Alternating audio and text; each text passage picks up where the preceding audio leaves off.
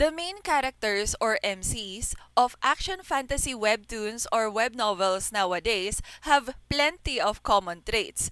Sometimes it even feels like they're just copycats of one another, not just in appearance and abilities, but there are times that they even have very similar background, personality, goals, and journey. This is why fans of Omniscient Reader or ORV, like you and me, are very grateful that a protagonist like Kim Dokja has been created. Although he shares some similarities with his counterparts in other action fantasy series, he still has plenty of striking differences from them. But what makes Kim Dokja so unique?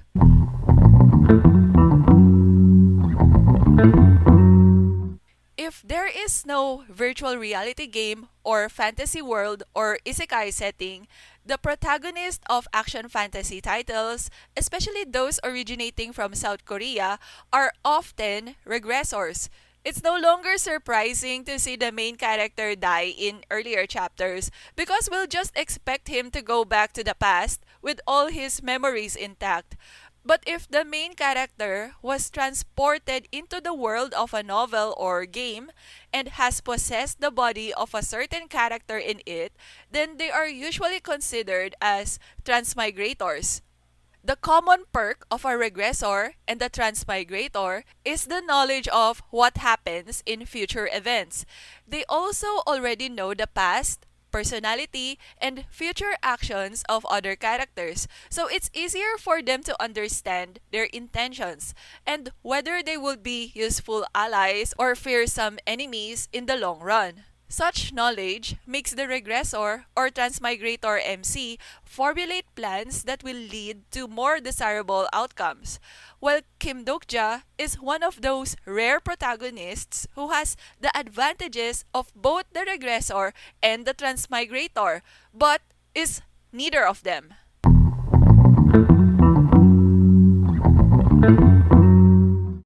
Usually, the smartest character in the series is a genius in many aspects. Being intelligent is almost a given if the character is also a regressor or transmigrator, since they can make strategies based on what they know about the upcoming events. It's expected for Dokja to be on a higher level when it comes to knowledge-related matters in his series, since he is the omniscient reader of his universe after all. But interestingly, despite being the omniscient reader, he's not really all-knowing like what is expected from an actual omniscient being in our world. He's more of omniscient in a sense that he is knowledgeable about everything that is related to his favorite web novel. So he doesn't know literally everything. He's not even someone who is considered gifted. I mean, when it comes to book smarts in the ORV universe, Yu Sang-a undeniably beats Dokja to it. Besides, if he had been a real genius, he would most likely have had a more successful career compared to the job he had before the apocalypse. So, academic-wise, he's not intellectual enough to make complicated calculations effortlessly, nor can he remember everything he has read by heart. But of course, he's far from dumb. Even with overwhelming knowledge, if he couldn't apply it appropriately, that knowledge would be pointless. But since he is able to, he had the opportunity to showcase his cunning and scheming side. But Dokja is the omniscient reader who can still make mistakes. His screw-ups could be caused by either his own stupidity or arrogance. His occasional failures make him very human despite having such an overpowered ability.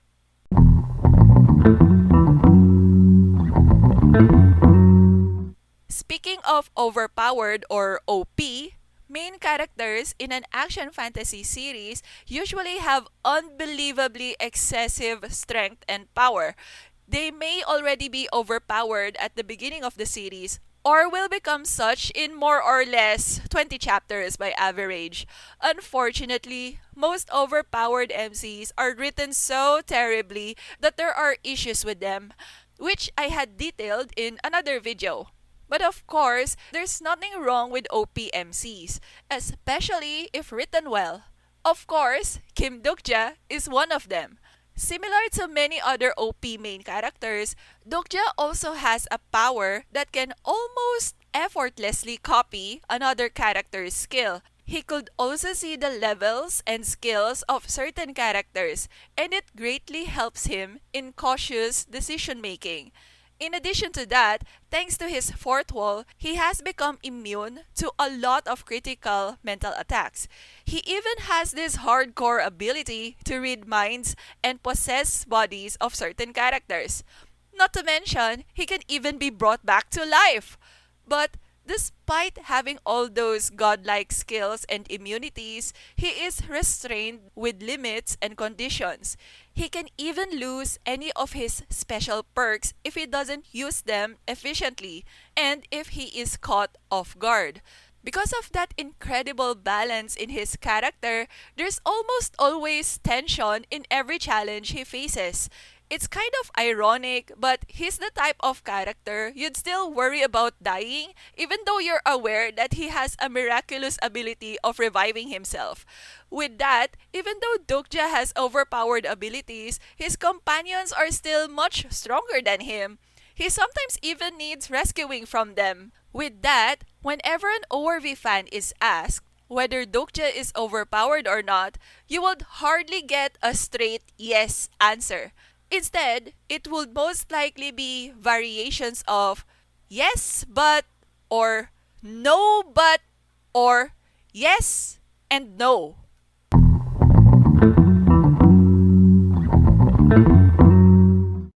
That amazing balance on Dokja is not only on his power and skills, but even on his personality. You see, the main characteristic of most main characters in action fantasy stories are usually on the extremes. Too dumb or too smart, too goofy or too serious, too nice or too vicious, too quiet or too loud, too indifferent or too angsty. As mentioned in the earlier parts of this video, although Dokja is technically the smart type, he had idiotic moments too. But he's not exactly a comic relief character either, but he's certainly one of the main comedians in the series. And on critical matters, even other characters are forced not to play around when Dokja is being serious.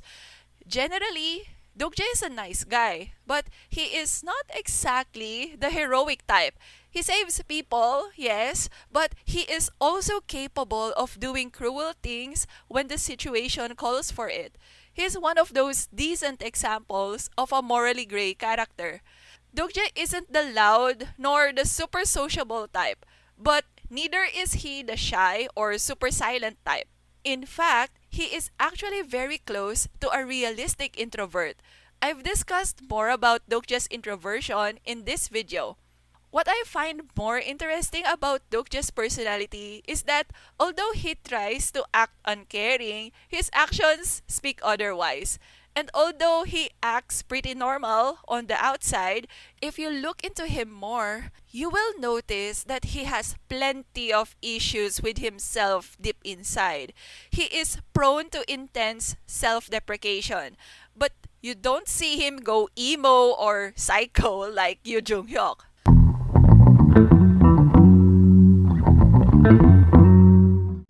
Speaking of Jung-hyuk, it's a running gag in the series about Dokja being unremarkable when it comes to looks, especially if compared to the gorgeous regressor. Even before the apocalypse, Dokja had not been the type who would have a lot of people falling for him. It's unlike Sang-a, who had plenty of admirers before and after the apocalypse. Unattractive main characters in an action fantasy series don't look unattractive only to their fellow characters in their universe, but even to us readers in the real world. On Dokja's case, however, ORV readers find it very confusing whenever Dokja is being teased for being ugly in his universe, because he looks far from that. If only he wasn't skinny, with a bit of makeup and stylish clothes, he could already look like a K-pop idol. Yoo Jung-hyuk may have been more strikingly handsome than Dokja in their universe, but Dokja is still celebrity material.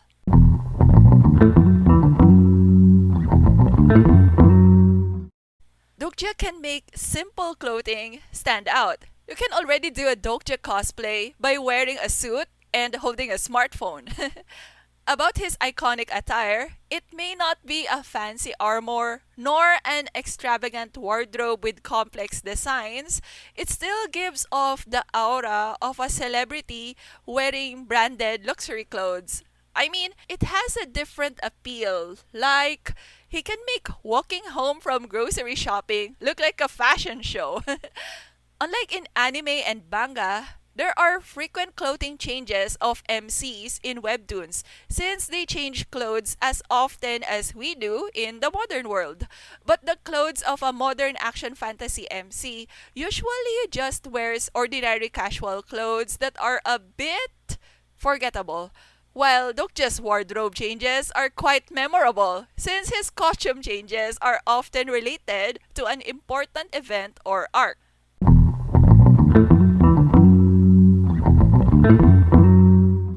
For some reason, most action fantasy main characters are struggling financially, if not dirt poor. To make their situation worse, they also happen to be the breadwinners of the family. Bonus points if they also have a sick mother. But they couldn't get a high paying job because they dropped off from school or because they didn't have the powers of a high class hunter. Although Dokja also had financial struggles before the apocalypse, he wasn't extremely poor.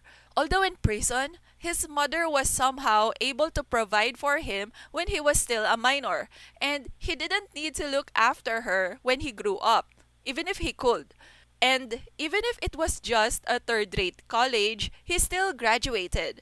And although he was a contractual worker, he was not in some stereotypical part time job. But same with his counterparts in other action fantasy series, he eventually became one of the richest characters in their universe. But unlike them, he didn't only earn money from his achievements in clearing missions, but also in entertaining his viewers.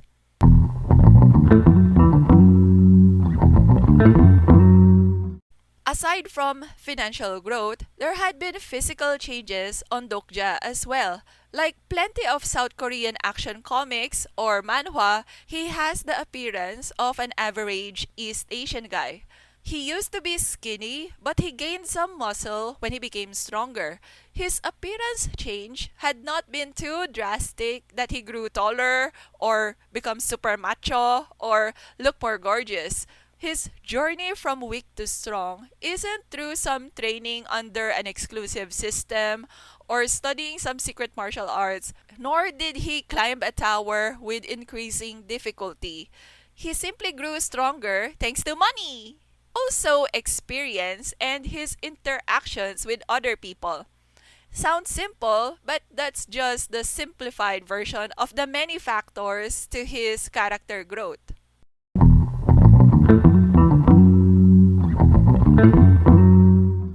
What's usually lacking in many action fantasy titles is the role of supporting characters. Since the main character is already oh so perfect, there's nothing left for other characters to show off, making them lose the chance to have any significant role, much less for any opportunity to shine. Thankfully, we don't have such an issue on Omniscient Reader. Although we read ORV through Dokja's perspective, the focus is not always on him. There are times that even his companions can outshine him. With that, there are cases wherein it's not even Dokja who defeats the final boss. You cannot underestimate even women in this series. Come to think of it, the supporting characters are actually more overpowered compared to Dokja. Despite that, Dokja still makes an effort in making his companions grow alongside him. Sometimes they don't even need him to become stronger. Oftentimes, they are actually the ones who help in his character development.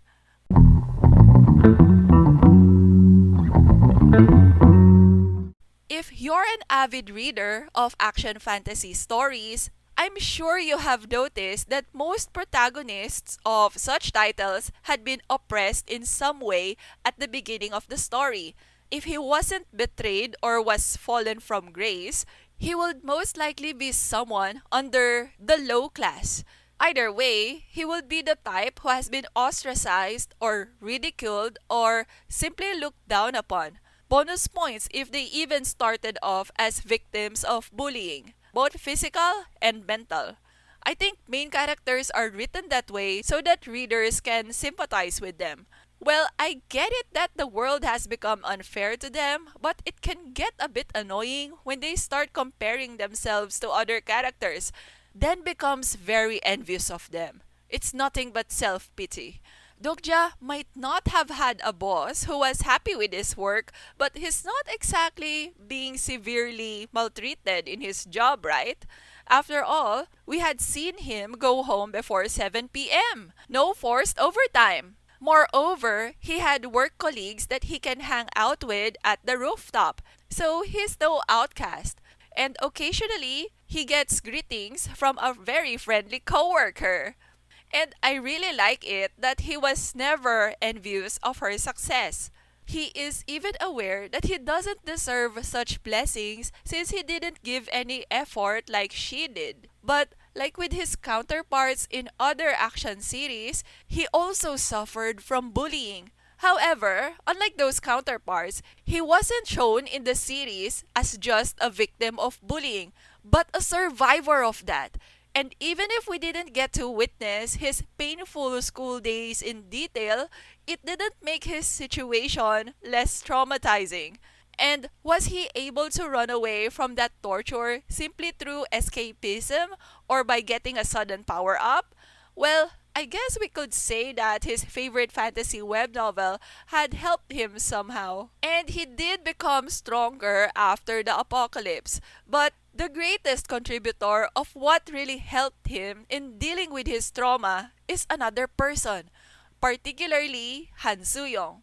Kim Dokja may have been a type of protagonist that is commonly seen in a power fantasy, but he is not the type that just gives the reader some wish fulfillment. Instead, he shows the significance of relying on and in treasuring family and friends.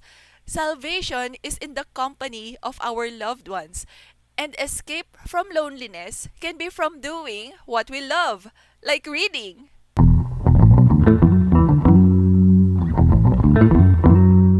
There are a number of protagonists in other series who love reading too. But from what I've noticed, they are usually on the extremes. Like, they need reading as much as breathing. They would even feel like dying if they don't get to read for a day or if you take them away from their sanctuary, which is usually their room filled with books or a library. With that, the focus is only on their enjoyment on the act of reading. Seldom will they mention that they love a particular book, much less talk about it. It's a bit different with Dokja. Even if he's just casually reading web novels from his phone, there's no denying that reading is very important to him. After all, his hobby has prevented him from having suicidal thoughts. He needs to live another day to read the next chapter, so reading has become his reason to live. He managed to portray such passion in reading without being as exaggerated as his book-loving counterparts. Moreover, his name is also very symbolic to his being a reader. His first name literally means reader, after all. He's a protagonist who wasn't just given a random name. His surname, Kim, is very common that he could represent an ordinary person in the real world, while his actual name, Dokja, corresponds to his entire being and to his actions in the story. His being a Dokja or a reader also represents us in the real world. I talked more about that in another video. With that, compared to other reader type protagonists or other protagonists in general, he is way more relatable.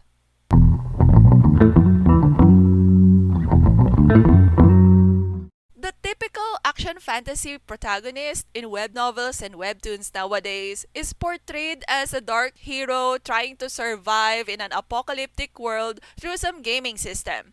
Unsurprisingly, he will be an overpowered chosen one who is luckier and more talented than the rest, but also the most ridiculously traumatized compared to the rest. And if ever he has failed to save humanity once, he will be given an opportunity to go back to the past, all memories intact, and start over with lesser regrets. In ORV, there's actually a character who fits the description of the standard action fantasy protagonist. And it's none other than Yoo Jung-hyuk, who is an actual protagonist of a fictional web novel. Actually, although Jung-hyuk possesses the stereotypical action fantasy protagonist traits, there's still something unique about him. But I guess that can be covered in another video. Anyway, the actual main character of the Omniscient Reader series, Kim Dokja, has deviated from the usual. Although he shares a similar background and appearance as his counterparts and possesses similar traits, skills, and perks like his counterparts, he had been written so creatively and carefully that the common issues on his counterparts cannot be found on him. In fact, he is quite well known for being praised as an overpowered protagonist done right. Actually, he is a wonderfully written protagonist in general. His supernatural abilities make him almost divine, yet he is still no doubt very human. There's an incredible balance on him, not only in skills and abilities, but also in his personality. Sometimes he even possesses both contrasting traits at the same time. Dokja had made it possible for a character to be officially considered beautiful and ugly at the same time.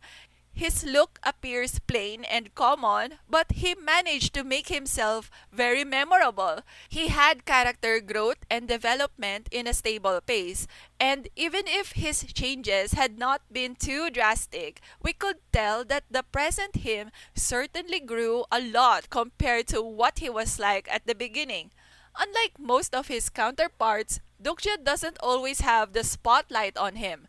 Also, his companions do not just follow him around, they walk together. Of course, the other characters still need him a lot, but it's just as much as how much he needs them too. He's certainly a tragic character, but despite his traumatizing experiences, he managed to function normally in society. He is so ordinary, yet very extraordinary at the same time. Moreover, he is one of the most relatable main characters in web novel and webtoon history, without beginning the story of him being extremely oppressed.